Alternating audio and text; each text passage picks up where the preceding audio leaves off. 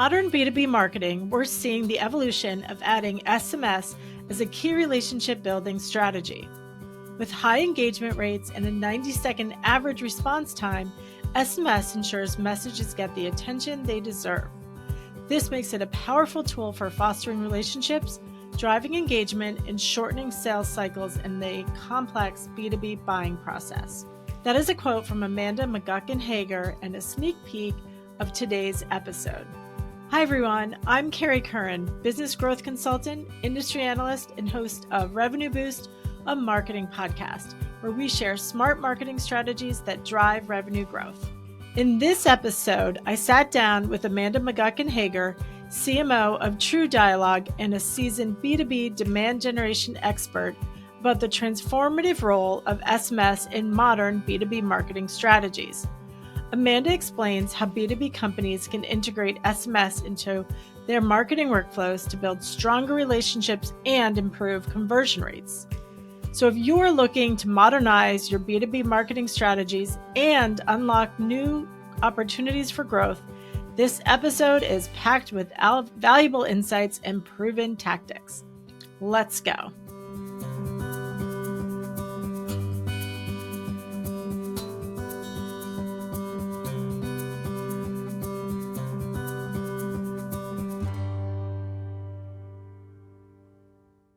So welcome, Amanda. Please introduce yourself and tell us a bit about your background and expertise. Yes, my name is Amanda McGuckin Hager. I am the CMO of TrueDialogue. I've been a B2B demand gen marketer for 20 to 25 years now, working all through the stack, the storage, networking, applications.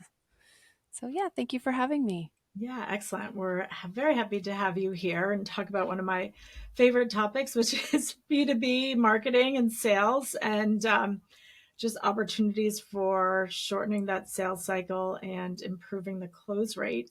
So you've been in the B2B demand gen space for a while, and I know it's changed from my perspective. So tell me more about kind of what you've seen in that evolution over the past number of years. Yeah, well, I remember being very early in my career and Eloqua had launched and we were doing workflows and steps and stages. And here we are, 20 years later, and we're still doing that. We're still doing these bulk workflows and sequences and automations. Things have gotten a lot better in that aspect. Though email is still proving a challenge, right? I think on average, we're seeing a 20% open rate, 4% click-through rate. The inbox is crowded. So some of these bulk sequences are, the engagement levels are a little bit lower. I think what we're seeing now is the evolution into adding SMS as a step in those sequences. SMS has a much higher rate, right? 95 to 98% open rate, depending on where you get the stat, 90-second average response time. We know that when companies are sending text messages, it's landing in their recipients' phones and it is getting the attention that they want. So that is an exciting evolution. Yeah, definitely. And if we were talking about earlier, we've seen it in our own our own experiences receiving messages, text messages from companies that we're partnering with or purchased from, and I believe it's definitely becoming more and more relevant, both from the marketing perspective, but also I think from the kind of user audience perspective. We're responding to them more, and accepting it as part of our buying cycle. So it's exciting to see it become more of a stronger communication channel for B2B companies. So talk about some of the effective strategies and activations that you've seen from that perspective for the messaging. Yeah. Well, we talked about how marketing is using SMS. We know that B2C companies have adopted it a long time ago. We're all receiving those now, right? Yeah. But B2B companies are now looking to that same tactic and to execute in their workflows. At the same time, sales, B2B sales teams are also looking to adopt that strategy. So we've been hearing from the market from revenue intelligence tools that sit on top of pipelines and Salesforce, for example. Um, we've been hearing from sales teams that use HubSpot or Salesforce or even Mhm. Dynamics that they're in these longer sales cycles, these higher deal prices, right? We're talking five, Mhm. six, seven deals, deal size numbers. Yeah. We're seeing sales teams develop such a relationship with their prospects and their buying teams that they have moved it from email to their personal text, Mhm. which is Mhm. fantastic. It shows there's an intimacy there. It shows that the relationship is building and engaged. What we the only there's a few dilemmas with that, and one of them is it doesn't update to the CRM unless the Mhm. rep manually goes and says I've been texting with my prospect. The rest of the company cannot tell what's going on with that deal. Yeah. So the opportunity there is to be able to capture this engagement, this intimate engagement on text in the CRM system so that the rest of the company can see it, the reporting can see it, the revenue intelligence tools can see it, and everyone has a better understanding of the likelihood of that deal to close. Mhm. At the same time, we're seeing sales teams use it for field visits. I'm going to be in your neighborhood. I'll be in the city. I'm having steak dinner at this restaurant. Please join me. Mhm. Um, so yeah, that I think that's really exciting. Yeah. We are accustomed to in the B2B world, we are accustomed to emails, Yeah. and we are becoming more and more accustomed to text messaging. Hmm. No, I definitely see that. And you made some really good points about just the how companies can use the messaging tools. I think some of the examples you'd given earlier as well. I love the field marketing example, but the bulk messaging as well around events or webinars, Hmm. conferences. I love when I'm at a conference and I get a text message with kind of cueing me to go to my next session. And to your point of now that you can have that tracked with that kind of customer or prospect engagement tracked with your CRM, just gives you more of that kind of buying intent or that engagement that all B2B companies need to be doing more. Yeah, I as a marketer myself, I love the idea of sending text messages to Mhm. invites to my webinar, right? Yeah. And follow-ups from my webinar of here's the Hmm. slides, here's the recording. Yeah. I think Yeah. it's really powerful for the webinar, the virtual event, the in-person event, Hmm. new Yeah. research. There's Yeah. all kinds of applications that can be had in the B2B world. Right. Right. And especially to your point, like if you're sending valuable content, we're all on the go all the time. So whether you're, Exactly. now I can, read your latest, industry report or get, an update on my purchase status, like while I'm on the go as well, just making it more time efficient from that perspective. And then from the one-to-one relationship building, I think what we were talking about earlier, it's so I love that aspect of it, and that is becoming more prevalent because we know from you and I've been in this space long enough that Hmm. we know B2B buying, it's a relationship building process, right? It's the salespeople are going to buy from the people that they trust and Hmm. they believe will help them with the business challenge they're trying to solve with that purchase. But the buying cycles can be so long, especially as you said, with the higher consideration purchases that things that you buy once every 3 or 4 years, maybe, Hmm. or it's um, or it's something that um, is a subscription based or an annual contract Hmm. perspective, so that you could they could attend your webinar and love you today, but they're stuck in a contract for 8 more months. So it's, Mm-hmm. as B2B marketers and business development leaders, we have to find more ways to demonstrate the value from a company perspective, show we are your partner in this process. We want to help you. Let's stay in touch. And so I love that.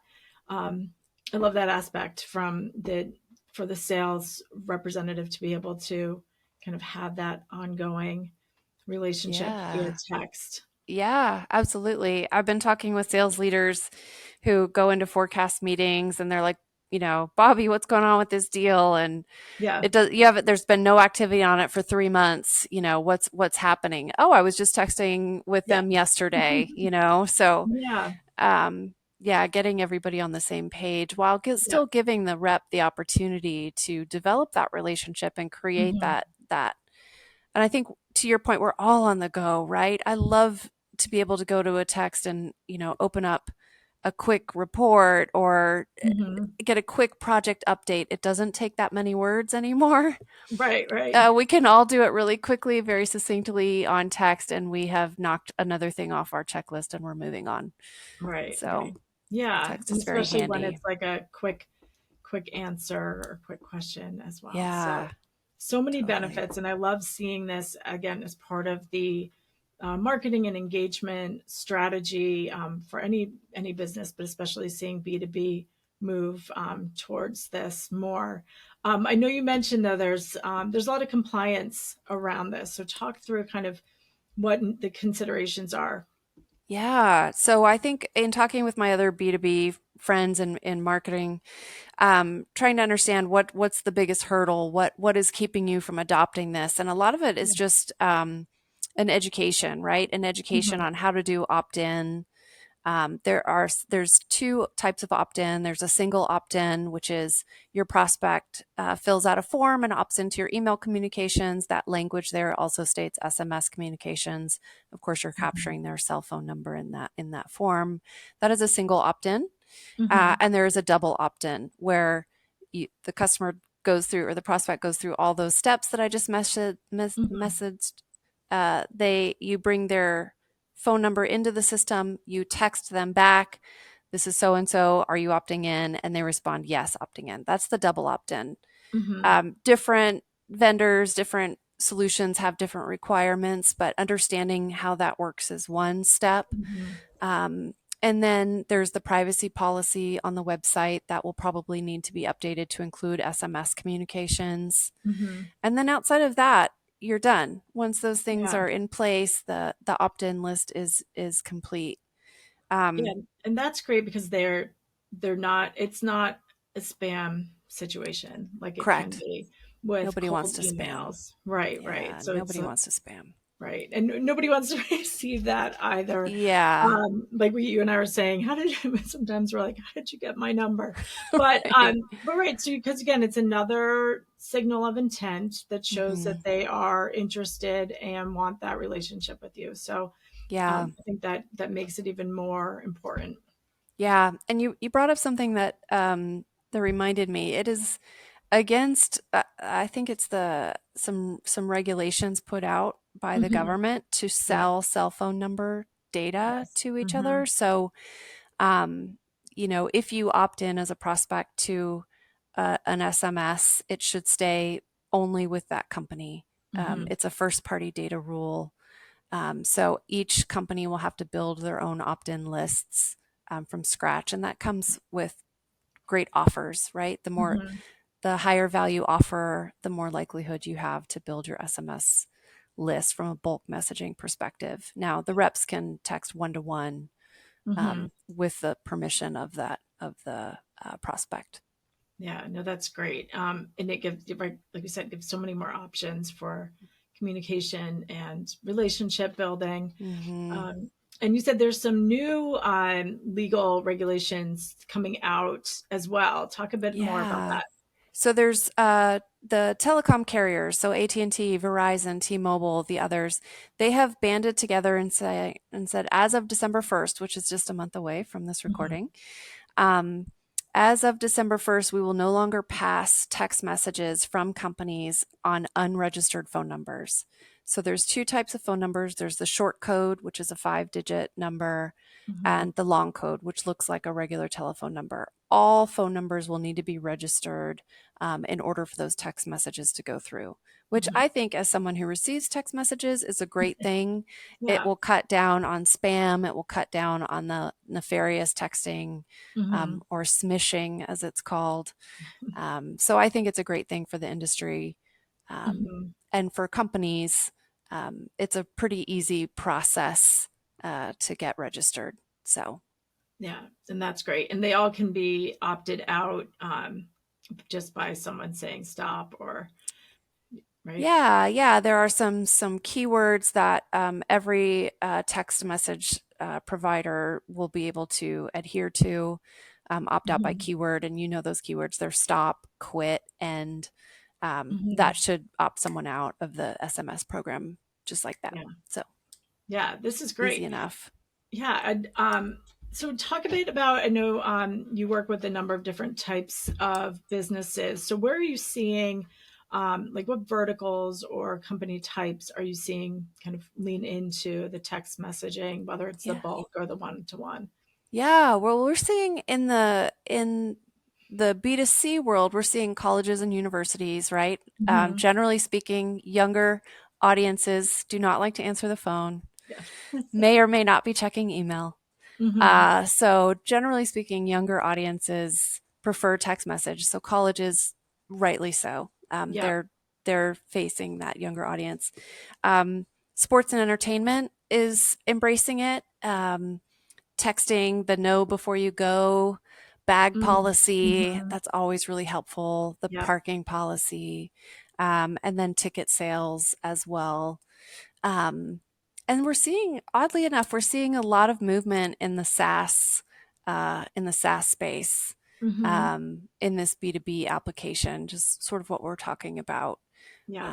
So it's exciting. As a B2B marketer, I'm really excited to be here at this point in time.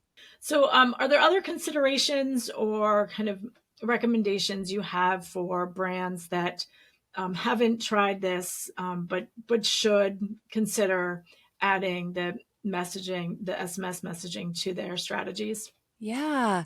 Well, I'll say first and foremost, I think it's going to be important to find a solution that is embedded in your existing tools. One of our value propositions at TrueDialogue is the ability to text in workflows in Marketo, Eloqua, HubSpot, Dynamics, other Salesforce Marketing Cloud, other marketing automation tools. At the same time, we are embedded in the adjoining CRM system. So Salesforce, Dynamics, HubSpot, whatever CRM you might have, of the major players anyway. And that gives the team a unified experience. Everyone's working from the same source of truth, from lists, and the revenue intelligence. So that's the primary thing I would focus on. And then from there, getting that privacy policy and opt-in in place, talking with your provider on strategies to grow your SMS list, best practices to grow your SMS list. And then, just making sure that everyone's compliant and the messaging types are of value to your prospects and customers.